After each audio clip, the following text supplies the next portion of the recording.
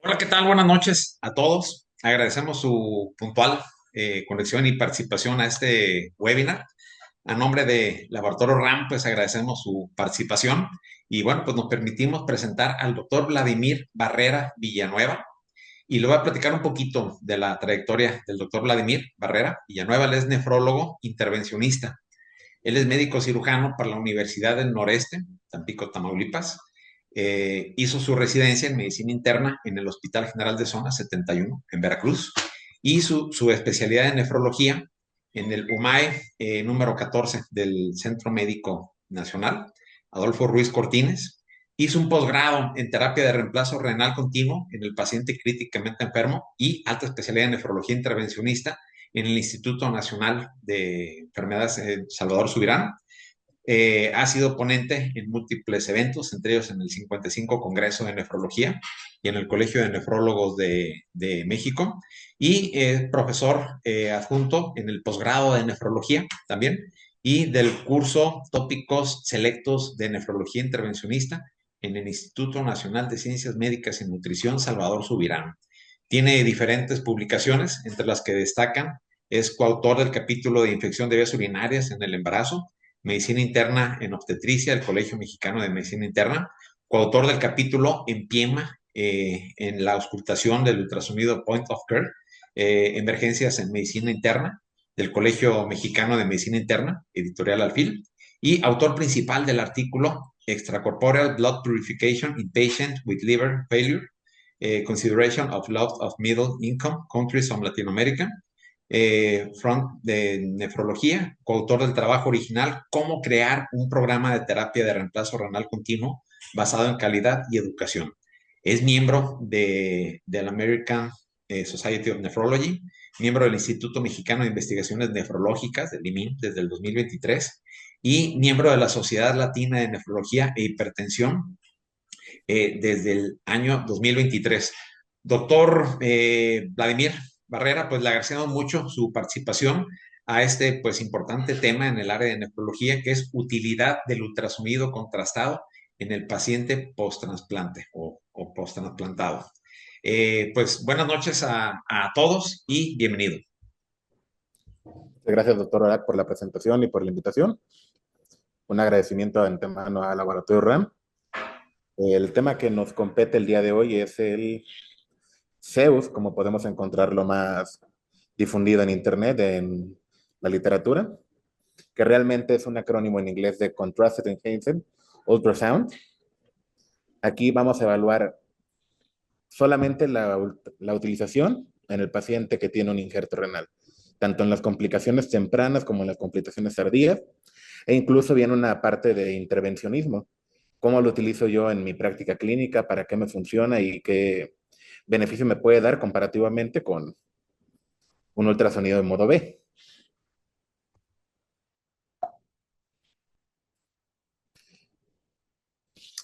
Aquí, como usted ya bien me presentó, soy nefrólogo y nefrólogo intervencionista. Actualmente pues, me desempeño en la OMAI 14 en Veracruz y en el Hospital Ángeles Santa Mónica en Ciudad de México y en un centro de hemodiálisis en Azcapotzalco también. Esto pues inició como una serendipia para ponernos en contexto. Es algo que se realiza buscando intencionadamente obtener otros resultados y acabamos obteniendo algo para lo que fue opuestamente predicho o previsto, algo similar a lo que sucedió con el sildenafil. Mucha parte de la medicina está basada en serendipias. El uso de las microburbujas como medio de contraste en ultrasonido se describió primeramente por Graham X. Shah. En ese se observó, como podemos ver en la imagen, pues un aumento de la ecogenicidad y de cómo se difundían los ecos al infundir solución salina agitada en el ventrículo izquierdo. ¿Cómo hacían esto? Bueno, aquí buscaban intencionadamente demostrar la comunicación interauricular como lo hacen los cardiólogos hoy en día, infundiendo solución salina por vía de un catéter central. Aquí tenemos un ecocardiograma con un eje de 4 cámaras, en el cual podemos observar,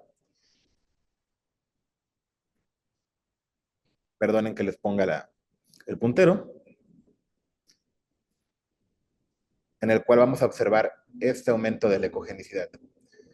Esta manera en que se difunden los ecos fue lo que dio origen a la microburbuja, o las microburbujas como se conocen actualmente. Al ser esto agua y predominantemente hidrógeno, pues era muy inestable y pues había ausencia de una pared que las protegiera del medio externo, en este caso la sangre, haciendo que en un inicio fuera limitado su uso como agente de contraste. Hoy en día esta es una técnica que utilizamos con frecuencia a la hora de colocar accesos venosos para hemodiálisis. Infundimos solución salina a través del catéter y aquí corroboramos su correcta posición a nivel cardíaco. Con el paso del tiempo se fue revolucionando la técnica hasta obtener 4 generaciones de contrastes de microburbujas utilizables en ultrasonido. Este es lo más difundido actualmente. Este es el hexafluoruro de azufre. Aquí podemos observar que todos los contrastes van a tener una capa externa fosfolipídica y tenemos un gas de poca solubilidad en su interior. En este caso, que se utiliza una capa de fosfolípidos, esto es para que pueda difundir a través de la sangre sin tener ningún inconveniente, llegar a los capilares pulmonares y regresar indemne a otra zona del cuerpo celular. Nos permite realizar protocolos de estudio tan largos como 5 minutos, por ejemplo. Al ser este un gas de baja solubilidad, a diferencia de los contrastes iodinados, no va a ser excretado por vía urinaria ni por vía hepática, va a ser excretado a través de la respiración del paciente. Con esto reducimos los riesgos de toxicidad o de anafilaxia por los mismos, ya que se ha comprobado y se ha visto en el paso de los años que los contrastes iodados no son nefrotóxicos y no debe limitarse su utilización cuando esto va en pro del diagnóstico de un paciente.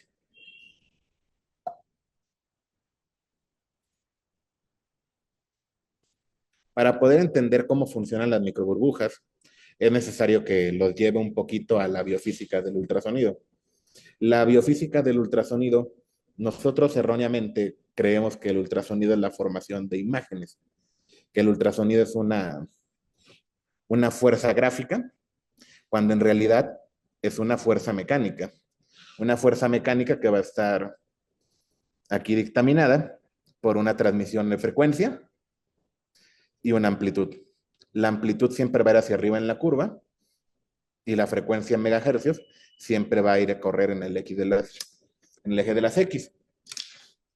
En el modo B, que es el ultrasonido que estamos más habituados a ver, se emite una frecuencia, si es abdominal vamos a emitir frecuencias de 10 a 15 megahercios, que nos va a generar una onda armónica, que expresada en esta imagen como frecuencia fundamental.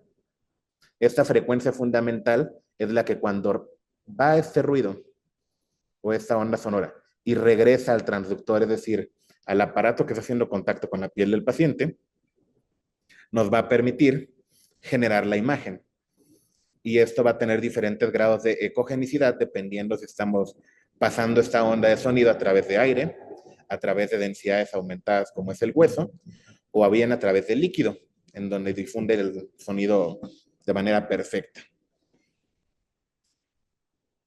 Esto se le conoce como transmisión lineal, es decir, todo lo que va, la frecuencia que yo transmito, regresa exactamente con la misma frecuencia que yo le envié. Es decir, no se va a modificar la ecogenicidad. Caso contrario ocurre cuando utilizamos un software especializado como el que se utiliza en el ultrasonido Philips Affinity 70 o como el que tenemos en el GE Boluson, en los cuales tenemos la capacidad de utilizar el modo contraste. El modo contraste, ¿qué va a hacer? Nosotros vamos a transmitir esta frecuencia en contra de algún objeto en el cuerpo, en este caso del injerto. El injerto predominantemente está lleno de parénquima, líquido en menos proporción, pero mucha sangre. Y la sangre tiene un comportamiento en el que va a ser anecoico respecto pues a las paredes del vaso, al parénquima renal y a otras estructuras de interés. En el modo B nos permitiría obtener una imagen con una escala de gris homogénea, que es lo que conocemos como normal. El software va a eliminar este armónico fundamental, es decir, esta onda sonora primaria y solamente va a captar las ondas armónicas que produjeron las microburbujas. Las microburbujas, a contener aire en su interior, son capaces de generar un fenómeno de transmisión de sonido, que va a ser lo que va a contrastar o va a generar esa imagen que posteriormente estaremos viendo en esta presentación. Es decir, las microburbujas no tienen un comportamiento lineal, no va a ser una constante que si nosotros sumamos las frecuencias, nos obtenga esta imagen de acá y finalmente sea lineal. En este caso vamos a tener frecuencias dispersas que al momento de unirlos van a ir en dispersión total y producen una imagen dispersa al final.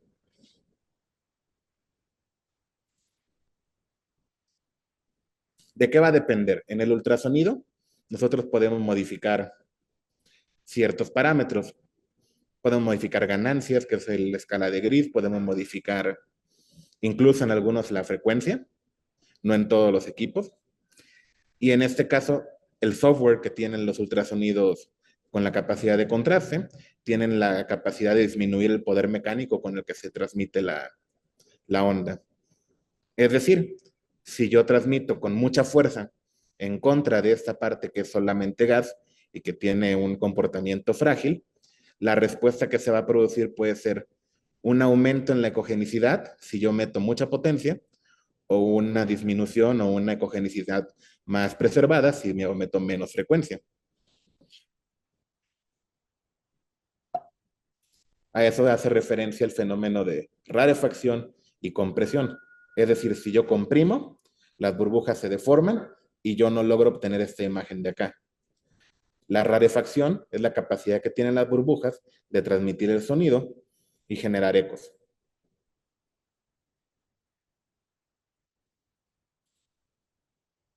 En cuanto a la biofísica de las microburbujas, esta es una imagen comparativa en el cual en la parte A, en la figura A, podemos ver cómo se difunde totalmente la microburbuja alrededor del intersticio. En este caso está representando los alveolos. Y finalmente tenemos un lavado total del mismo a través de los alveolos pulmonares. El tamaño de la burbuja va a ser de 1 a 5 micrómetros. Esto es porque tiene un comportamiento y un tamaño similar al eritrocito. Asimismo, también facilita la difusión a través de los capilares pulmonares. Se conoce como un contraste de pool intravascular estricto, ya que nos permite discriminar con mayor seguridad tumores benignos de malignos, así como si hay vascularidad dependiente del mismo, incluso a nivel microvascular.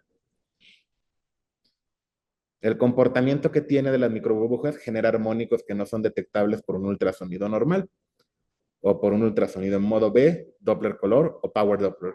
Es decir, no, si no tenemos el software, es totalmente fútil intentar realizar una secuencia de este tipo. Aquí vamos a ver la primera secuencia, las imágenes de esta realmente es el fuerte de la presentación, en el cual siempre vamos a tener un modo dual, que nos va a permitir el software hacer uso del mismo. Esa es la imagen ultrasonográfica en modo B. Aquí tenemos un injerto renal. Aquí podemos ver que existen, ya con bajo el ojo experto, algunas zonas que están anecoicas en relación con el seno renal. Incluso pudieran llevarnos a pensar en zonas de isquemia.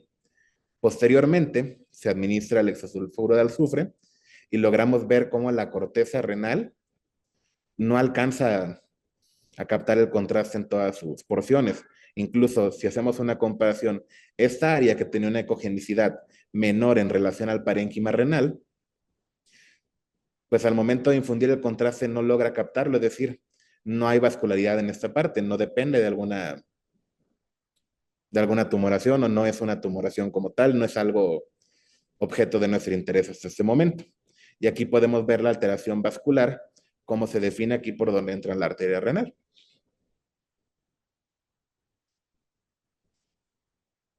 Los beneficios que tenemos en los contrastes de uso en ultrasonido es que tienen un paso intacto por pulmón y corazón. Su utilización es relativamente fácil, requerimos solamente una vía periférica 16G y canalizar al paciente en el uso del consultorio, por ejemplo, lo podemos poner en práctica, no es necesario una gran infraestructura hospitalaria. La toxicidad pues es algo relativo, hasta el momento no se tienen dilucidados efectos adversos. Solamente hay reportes por anafilaxia en pacientes que no se habían conocido o no se habían previamente expuesto al contraste. La estabilidad durante el estudio también es algo muy importante, ya que con frecuencia, cuando se administran contrastes yodados, es difícil que se mantengan estables o difícil captar todas las fases que nosotros queremos ver para lograr nuestros diagnósticos. ¿Cuáles van a ser las contraindicaciones? Lo que está bien dilucidado a nivel europeo y a nivel americano es que el paciente haya sufrido un infarto agudo al miocardio durante los últimos 90 días.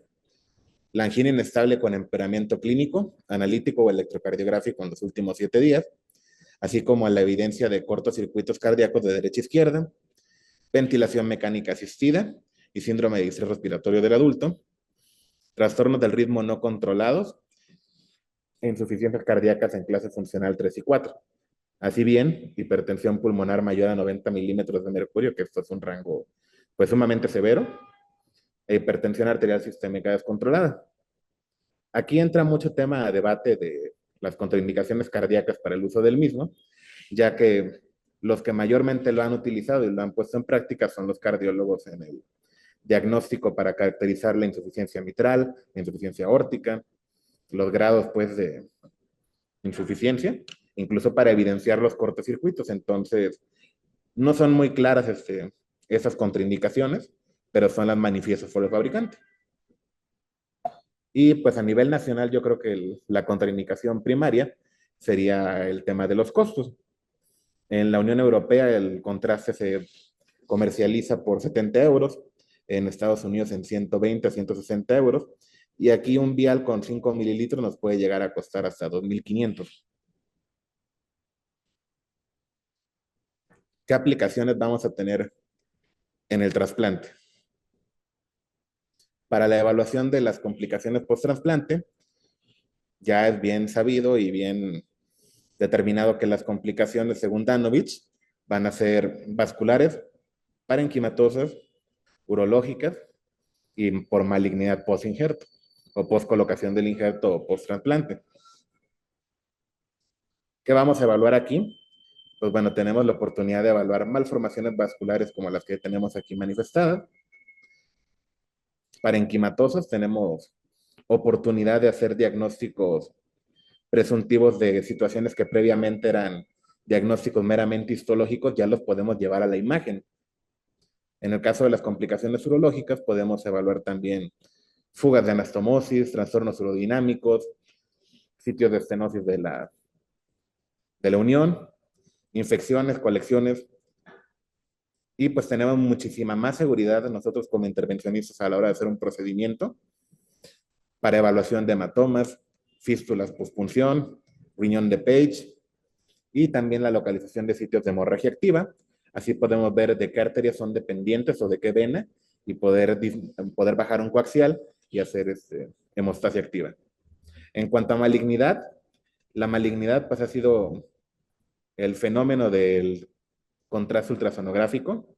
Primeramente se utilizó para tumores hepáticos. La FDA desde el 96 tiene aprobado su uso para la determinación de la malignidad o benignidad de las lesiones nodulares a nivel hepático. Y actualmente pues se tiene un muy buen perfil también para tumores, linfomas y todos los trastornos linfoproliferativos asociados al trasplante. En cuanto al protocolo de estudio, como siempre vamos a obtener un consentimiento informado. La técnica pues tiene que ser realizada por un personal capacitado en la administración del contraste.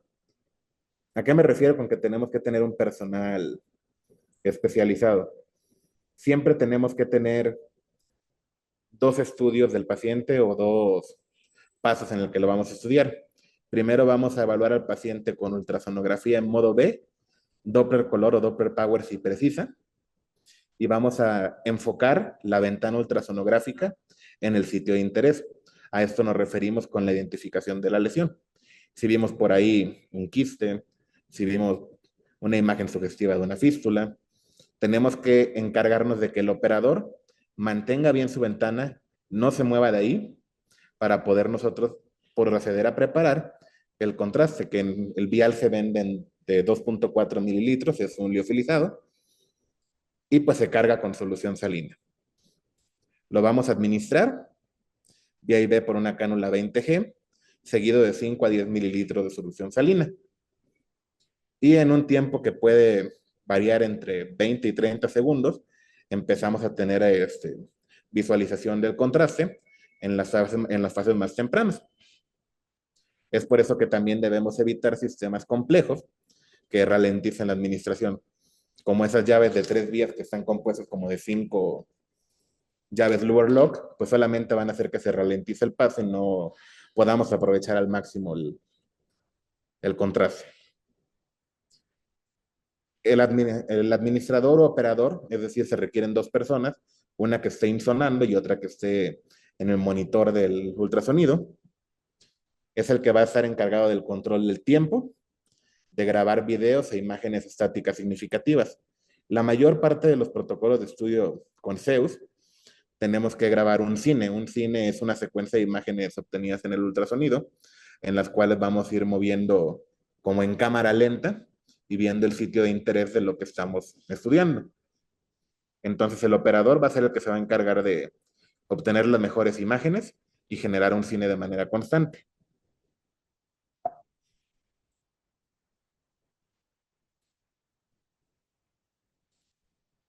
El ciclo del contraste. Las microburbujas van a llegar a través de la arteria renal y posteriormente estas van a irse a las ramas corticales en cuestión de segundos. Y a eso le vamos a denominar fase córtico-medular. Tiende a durar entre 25 a 70 segundos y el contraste va a estar circulando dentro de las arterias corticales y vamos a obtener esta imagen de acá, una diferenciación córtico-medular. La médula es esta parte que pues aquí podemos ver hipoecoica y la corteza es toda esta parte que está captando. Esta es la fase corticomedular temprana. Esta es en comparación con este modo B. En este modo B, pues sí vemos las imágenes hipoecoicas. Incluso aquí vemos una imagen anecoica totalmente, pero del cual emergen unas imágenes en Doppler poder que nos pudieran hacer sugestión de que esto se trata de una formación quística, pero de características malignas. El ultrasonido en modo B no nos va a permitir diferenciar entre uno y el otro, y pues obtenemos esta imagen donde se ve que pues realmente estábamos ante un quiste normal, un quiste, un quiste simple. Igual acá. En la imagen de acá, vemos como, a pesar de que estamos en una fase nefrográfica, en donde el contraste ya llegó a toda la médula, la circulación venosa, se produjo un realce homogéneo de esta lesión en esta porción, en el polo superior. Aquí vemos como si hay un realce homogéneo bastante importante, incluso en donde observábamos este patrón Doppler de flujo hacia esta imagen de acá, vemos como si hay un aumento en la misma y como si hubo una captación del medio de contraste, lo cual los gringos conocen como washout. Y el washout es altamente sugestivo de tumoraciones, con una sensibilidad del 99% tratándose del hígado.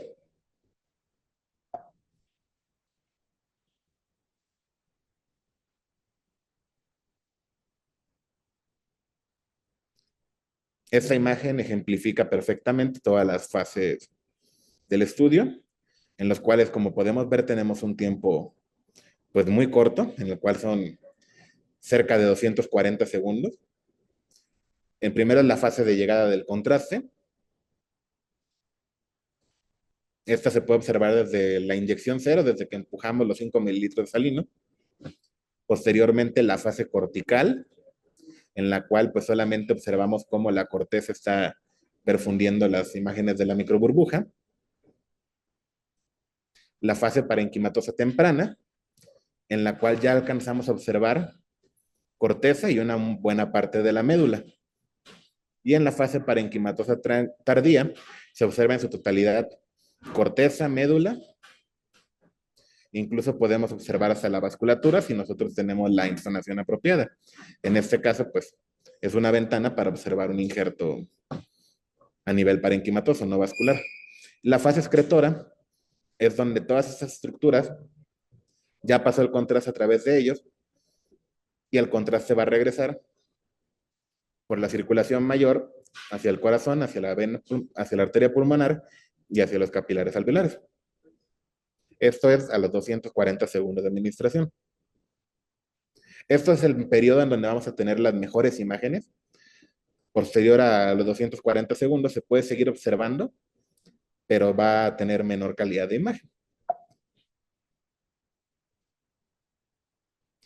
Vamos a empezar con las complicaciones vasculares.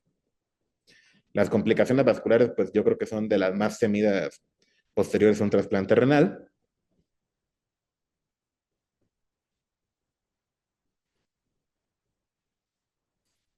Aquí observamos una ultrasonografía. Es una ventana de un injerto renal. Solamente tenemos el modo perfusión aquí bien determinado. Esto de aquí es toda la cápsula renal. Aquí estamos observando con menos intensidad los ecos del hilio vascular y poco se alcanzan a apreciar las pirámides como tal. Señalado con las flechas blancas, tenemos el sitio de la anastomosis, en donde pues podemos observar una estrechez luminal muy característica de un sitio de estenosis. Este si lo tomamos desde un corte longitudinal, es decir, por todo lo largo del injerto. Si tomamos un corte transversal, podemos visualizar la anastomosis en esta imagen, y aquí vamos a observar dónde hay disminución del calibre vascular, asimismo, dónde hay un acodamiento y una estrechez más importante, que es la que puede producir la clínica con la que todos ustedes están bien familiarizados de la estenosis de arteria renal del trasplante.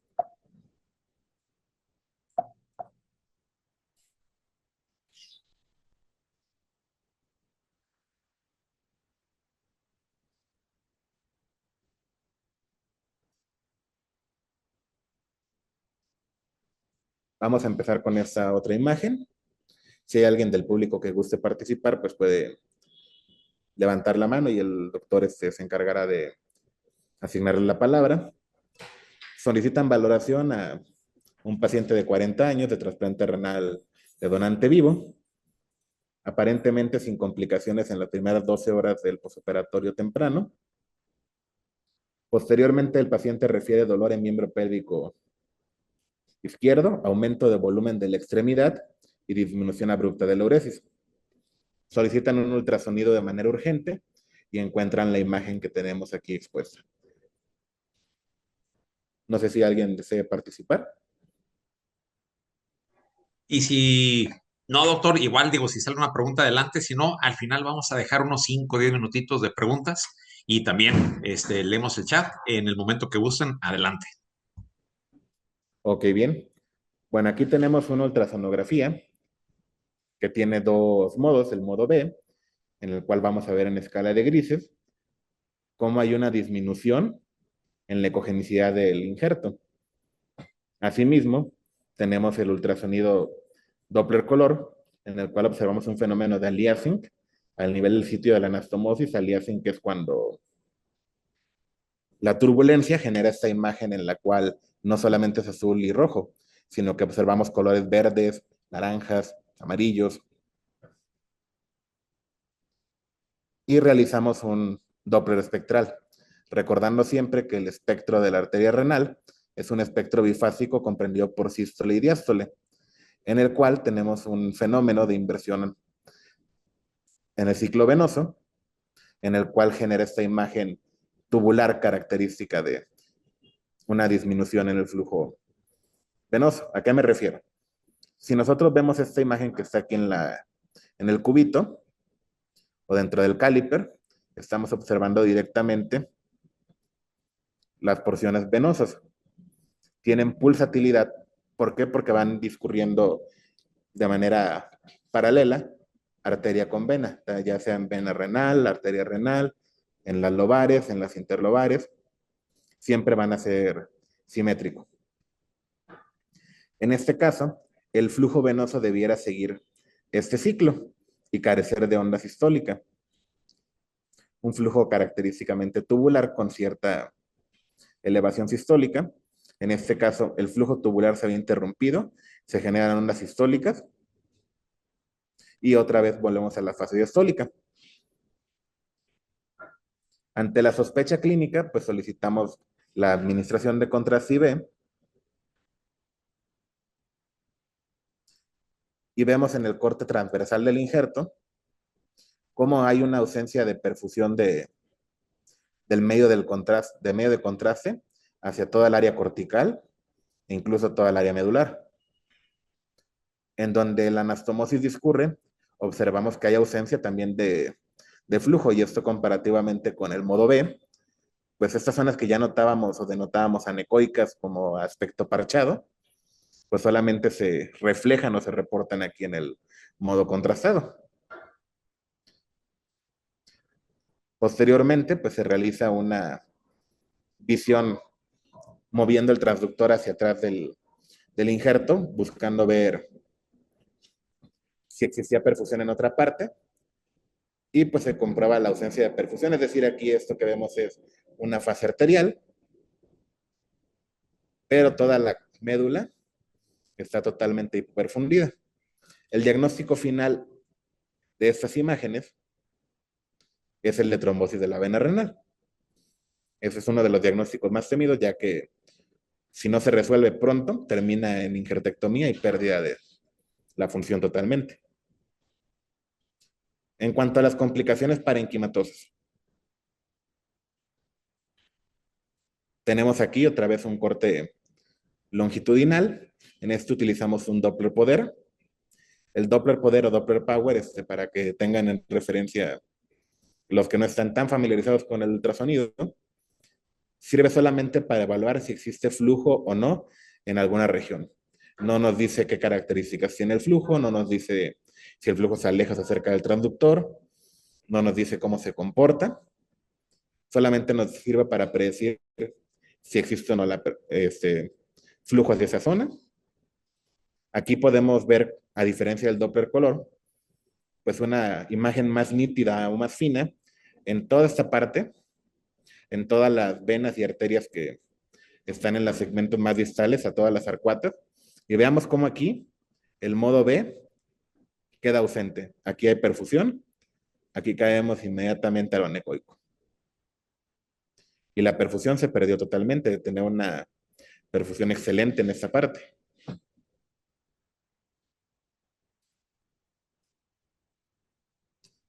Posteriormente, administramos contraste en una fase nefrográfica tardía. Observamos que este fenómeno se repite. No existe perfusión hacia las zonas más distales, hacia la corteza, pero sí comprobamos que hay un flujo arterial adecuado.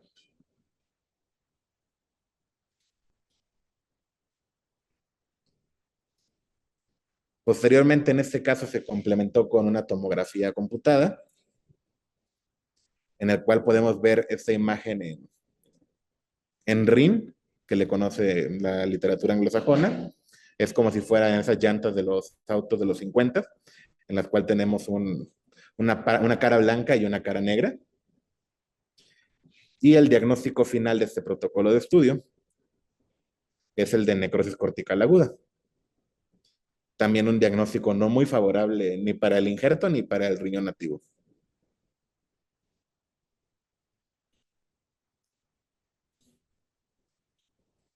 Tenemos en esta imagen otro ultrasonido en modo B. Aquí ya viene señalado con los triángulos las zonas que se encuentran anecoicas. Si podemos ver, o sea, por simple descripción general, no es un riñón de ecogenicidad preservada. Ya lo podemos determinar sin ser expertos en ultrasonido que este riñón no, sus características no son normales. Ahora, ¿qué hay dentro de esta zona donde no perfunde o donde no hay ecogenicidad? Vamos a administrar medio de contraste y vamos a observar que dichas zonas están caracterizadas por zonas de hipoperfusión, en las cuales el contraste sí llega, pero llega con menor intensidad. No es un fenómeno de washout, lo que nos descarta totalmente una tumoración, pero esta imagen, en comparativa con esta, ambas son imágenes sugestivas de pielonefritis, una complicación infecciosa. Y de acuerdo con la escala de Fishman, pues de las más frecuentes que podemos observar en el trasplante inmediato.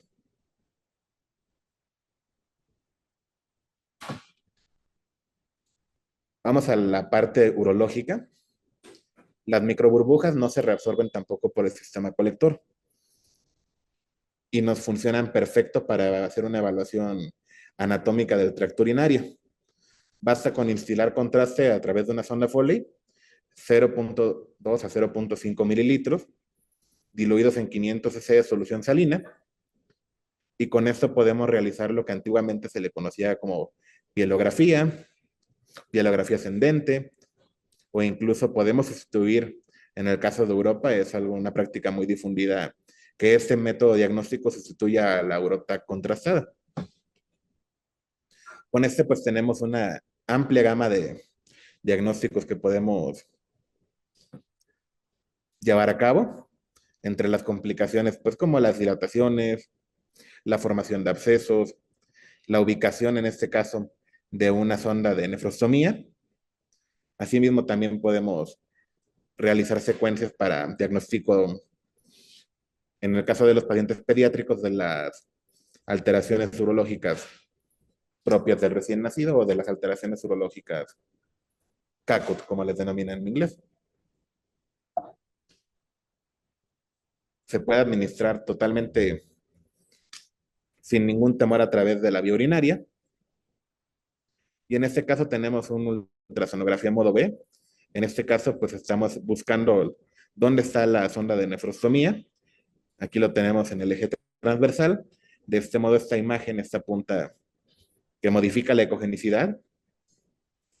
Vemos cómo se inserta y vemos la posición que, aunque se encuentra dentro del sistema colector, no se encuentra en la posición en donde debiera estar, aproximadamente en ese sentido.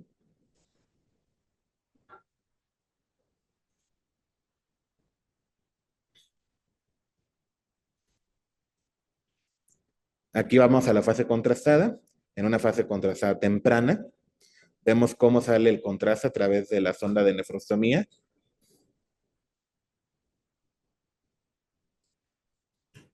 Posteriormente, vemos cómo se perfunde a través del sistema colector. En algunas secciones, pues sí existe la captación del contraste, pero vean ustedes cómo aquí está la sonda, que en este caso vimos aquí la sonda de nefrostomía, discurre por esta parte, y posterior a dicha sonda, hay una fuga con un aumento de la captación del contraste en esta región correspondiente al polo inferior.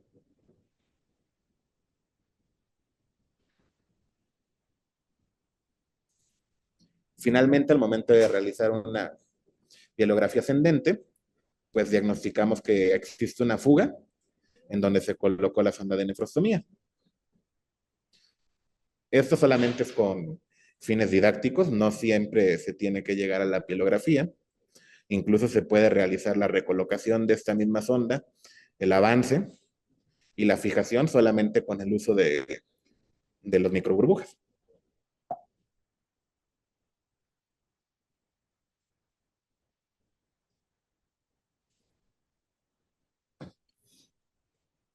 Esta imagen en relación a fuga que veníamos comentando desde la diapositiva pasada. Vemos también cómo se pueden reportar. Esta es una ventana hacia la vejiga. Aquí es donde discurren los ureteros. Cómo hay una región de estrechez ureteral proximal a la vejiga. Aquí la vejiga es donde está captando todo el medio de contraste. Nuestra sonda es como si fuera en esta parte de acá, ya que existe una zona de estrechez.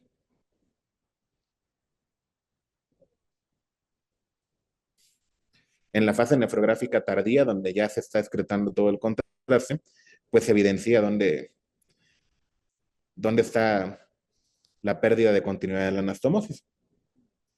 Algo que es de mucho valor para el rescate temprano de ese tipo de complicaciones.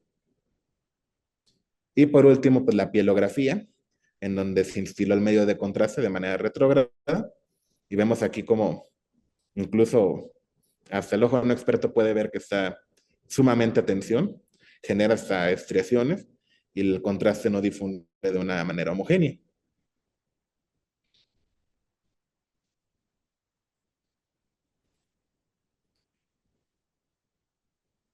En este, pues el diagnóstico pues, es una estrechez de la anastomosis.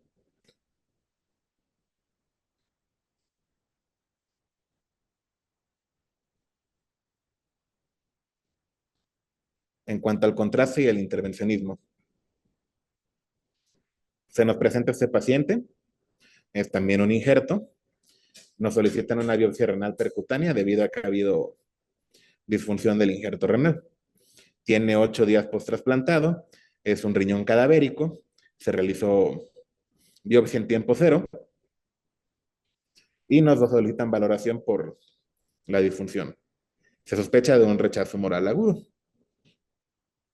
Esta imagen llama la atención en la exploración previa al procedimiento. ¿Por qué? Porque tiene sus bordes bien delimitados e incluso tiene ecogenicidad mixta, es decir, son zonas anecoicas con zonas hiperecogénicas. Aquí mismo no nos pudiéramos atrever a decir que es un quiste, no pudiéramos hacer una comparativa con algún otro diagnóstico diferencial. Procedemos de acuerdo al algoritmo, aplicando un Doppler color, y en el Doppler color encontramos que esta pared que observamos aquí, con una ecogenicidad aumentada, corresponde a la pared verdadera de un pseudoneurisma, recordando siempre que los pseudoneurismas son complicaciones frecuentes de la biopsia renal percutánea, y esta imagen en yin yang, que incluso aquí la emola la misma imagen de referencia, se produce por un patrón en donde el flujo infiere de manera retrógrada. Es decir, no tenemos una dirección única del flujo, ahí solamente es como un río revuelto. ¿Hasta aquí qué podemos diagnosticar? Bueno, que el pseudoneurisma depende directamente de las ramas de las arterias renales y de las arterias intersegmentarias, encontrando mayor turbulencia hacia la zona cortical, pero realmente si quisiéramos embolizar este pseudoneurisma, aunque no siempre es necesario, tuviéramos que colocar el coaxial aquí y poner los coils o poner la microabrasión en este sentido. Pero ¿qué pasa si nosotros realizamos microablación y posteriormente esta zona genera un fenómeno igual a este? Pues vamos a estar funcionando y funcionando y funcionando el riñón sin obtener resultados satisfactorios y con alto riesgo de pérdida del injerto.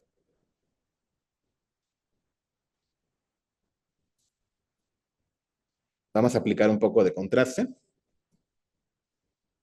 Y en este contraste, pues la imagen dual nos permite ver cómo donde tenemos que colocar propiamente el hemostático tiene que ser en este sentido, que es la zona donde mayor captación hay del contraste, donde no se produce fenómeno de lavado, y la dependencia va en ese sentido de acá.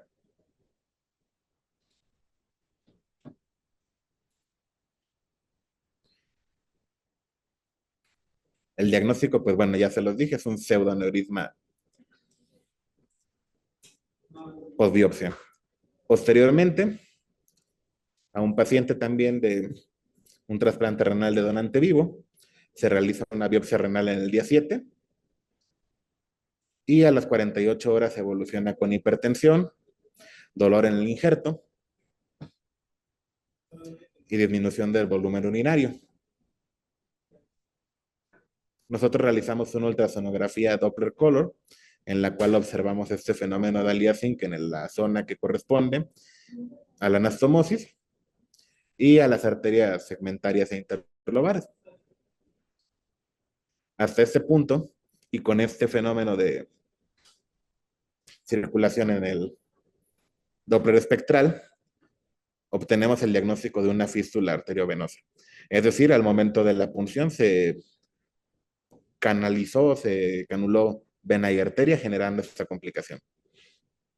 Esas complicaciones, cuando son pequeñas como esta de aquí, son de curso benigno. No obstante, pues aquí tenemos un abanico de complicaciones y tenemos que discernir por dónde embolizar, dónde vamos a colocar el hemostático para obtener el mejor resultado. Infilamos, vemos cómo perfuna a través de la arteria renal.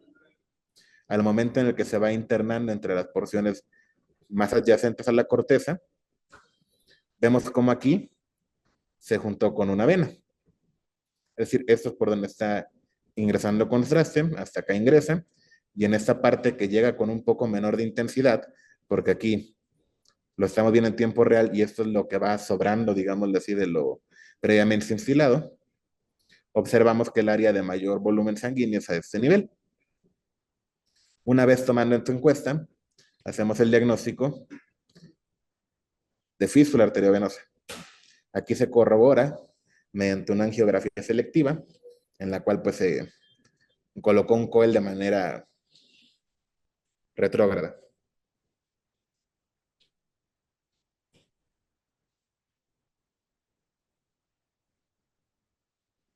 ¿Cuándo se va a tener que solucionar ese tipo de complicaciones?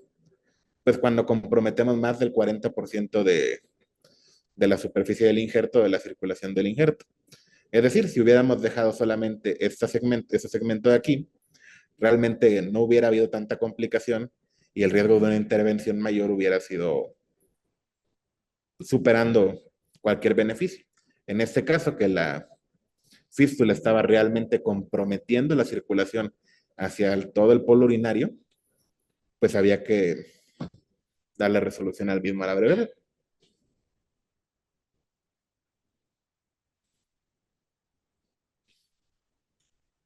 Ahora, cuando vamos a realizar biopsia renal percutánea, pues los nefrólogos estamos familiarizados con ese tipo de imágenes. Tenemos una punción en el plano, en donde podemos observar el trayecto de la aguja de 18G, cómo vamos a llegar hacia la corteza. Generalmente, cuando tratamos de valorar enfermedades glomerulares, lo que buscamos es biopsiar corteza y no nos importa llegar a la médula. De hecho, buscamos únicamente extraer fragmentos de corteza. Pero ¿qué pasa cuando, como en este caso, tenemos imágenes tumorales bastante significativas y son las que precisan de llevarse al patólogo y no, como podemos ver aquí, ambos penachos glomerulares de forma bien. Vaya, está hermosa, es una imagen del libro que no nos proporciona mayor diagnóstico. ¿Cómo nos beneficiamos del contraste en estos casos? Tomamos la visión en eje largo o en una visión longitudinal e instilamos contraste. Nos vamos a ir. ¿En qué dirección? En la dirección de la impronta previa de la biopsia. Es decir, cuando pasó la aguja, deja una imagen o una estela, que es en este punto de acá, y hacemos un comparativo con la imagen contrastada. Realmente la aguja cayó en un segmento que estrictamente era necrosis, obteniendo pues una muestra que no iba a ser diagnóstica y que para fines de un estudio de una tumoración pues no nos iba a funcionar. Recolocamos transductor y vemos que está en sentido contrario al objetivo. Entonces procedemos a avanzar la aguja en el sentido en donde está la mayor captación de contraste, garantizando esto. Vean cómo en la primera imagen, si me permiten regresar, entramos en ese sentido, viendo directamente hacia el polo inferior. Pero nos quedamos a la mitad. Esta era la zona que se veía negra en las imágenes contrastadas. Posterior a la replanificación y ver que donde habíamos trabajado era una zona de necrosis, se redirecciona la aguja, entra durante ese trayecto y si ven, no nos quedamos en la corteza, vamos hasta la médula Y tenemos esta imagen donde podemos observar la hipercelularidad sugestiva de carcinoma.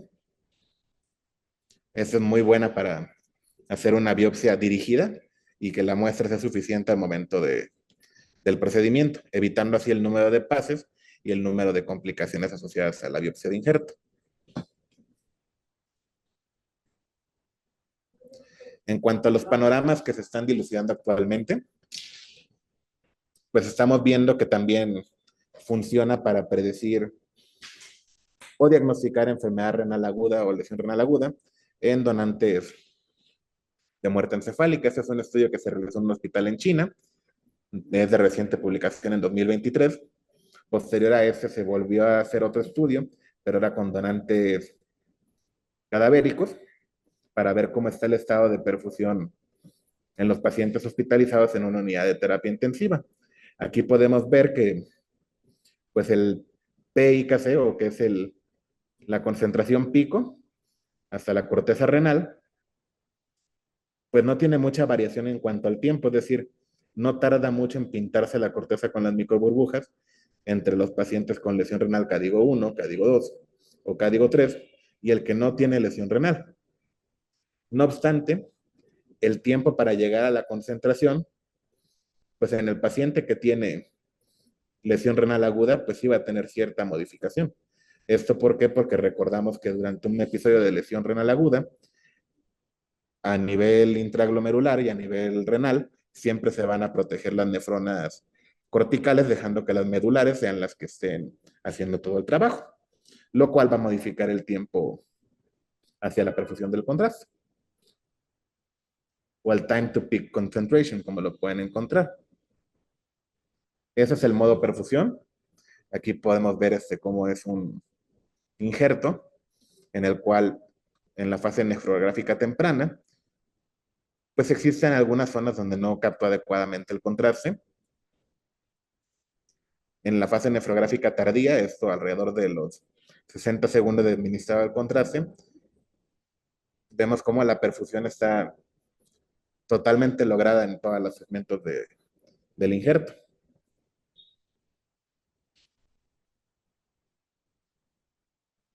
Por último, esto es lo más avanzado que podemos encontrar actualmente en software. Son ambos también modelos en perfusión y en este pues vamos a poder controlar el modo cine de manera que nos permita estar tomando con esta calidad de definición todo el ciclo perfusorio que vamos a evaluar. Esta es la fase nefrográfica temprana, en el cual viene llegando el contraste a través de la arteria renal. Esta fase entre azul y verde es como toda la corteza se va perfundiendo, perdón, toda la médula, y posteriormente va llegando hacia la corteza. Y vemos cómo la perfusión está totalmente perfecta, o sea, cómo podemos captar todas las zonas en donde hay perfusión sanguínea y sin mayor requerimiento de otra intervención. Aquí veamos cómo ingresa a través de la arteria renal contraste, logramos obtener esta imagen. Aquí veamos cómo va perfundiendo a través de los capilares. Y esta parte azul-verde, en este lado representa la corteza renal. Este modo perfusión pues, nos sirve para evaluar tanto a pacientes con lesión renal aguda, si es que existe alguna alteración microvascular como las últimas tendencias nos dicen, así también para evaluar la perfusión de un injerto posterior al trasplante, que posterior a la salida del quirófano, pues es muy difícil evaluar de manera objetiva la perfusión, y pues estas son imágenes de ultrasonido que nos hacen ver que pues sí podemos obtener un buen resultado. En cuanto a costo-efectividad, pues comparar esto con una exploración quirúrgica de urgencia, pues a manera de conclusión a mí me resulta costo efectivo. Realmente se requiere un entrenamiento no tan extensivo para poderlo realizar.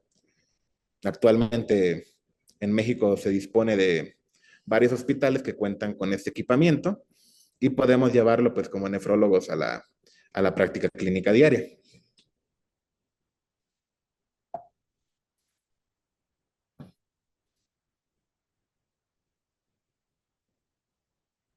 Aquí cómo se realiza un modo perfusión, o sea, cómo se obtuvieron las imágenes anteriores. Este es el modo dual. En esta parte vamos a localizar bien nuestro objetivo de interés. Y con el software que tiene, vamos a delimitar un punto de interés. En este caso nos interesa ver la perfusión en esta zona cortical, en donde hay una hipogenicidad, una disminución en la ecogenicidad. Entonces yo quiero ver qué sucede aquí. Centro bien mi imagen, la delimito, posteriormente inicio el modo perfusión y podemos ver cómo el flujo está preservado. Y eso se representa a través de esta imagen,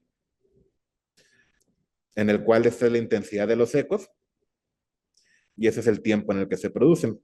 Y esto es un reflejo de lo que el estudio mencionaba de TTPKC o Time to Peak Concentration, qué tanto tiempo demora el injerto en producir el máximo de concentración, que en este caso pues estuvo alrededor de los 10 segundos, una perfusión bastante buena. Y en esta curva pues vamos a ver el poder de los ecos que se transmitieron, acercando esta zona, es decir, esta parte de acá, me la voy a traer más cerca para observarla con mayor detalle. Veo en el modo perfusión de manera inicial que no hay alteraciones en la misma. Asimismo, lo compruebo con el software y veo que el time to peak concentration está aquí sobre los 10 segundos, descartando que haya ausencia de perfusión en esta zona en la que teníamos duda. Y así podemos generar con el software del equipo, este particularmente es de un equipo Philips, pues podemos observar todas las áreas de interés e incluso para el momento de la biopsia nos permite diferenciar si el área en que voy a funcionar inclusive sea corteza, que es lo que predominantemente biopsiamos, pues sea un área que tenga viabilidad, no hacer punciones sobre sitios donde vamos a obtener glomerulosclerosis, donde vamos a obtener necrosis tubular o donde la información pues va a ser nula.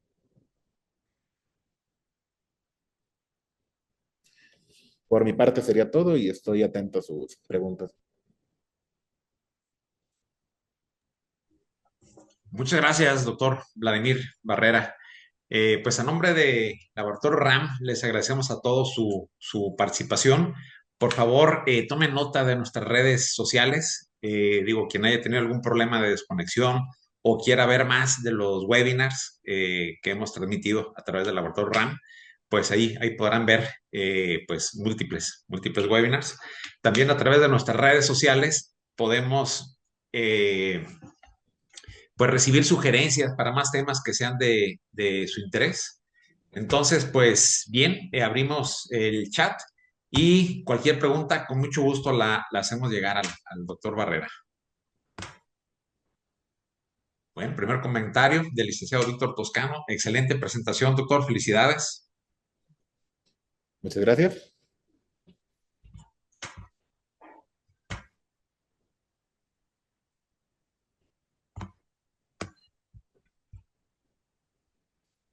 Muchas gracias, doctor. Excelente ponencia. Nos dice Gaby, excelente información. La tecnología nos lleva cada vez más cerca de la detección oportuna. Totalmente de acuerdo.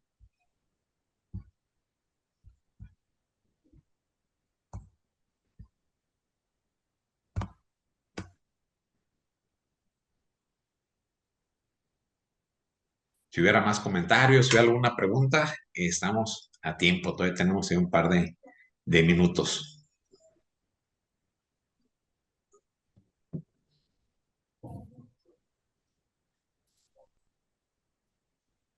Excelente conferencia, gracias por la información, nos dice la doctora Odette Soto. Muchas gracias. Bien, pues no nos queda más que agradecer a todos su participación para este importante, interesante tema. Y bueno, pues esperamos sus comentarios, sus sugerencias a través de nuestras redes sociales. Doctor Vladimir Barrera, nuevamente muchas gracias. Excelente ponencia y buenas noches para todos. Buenas noches.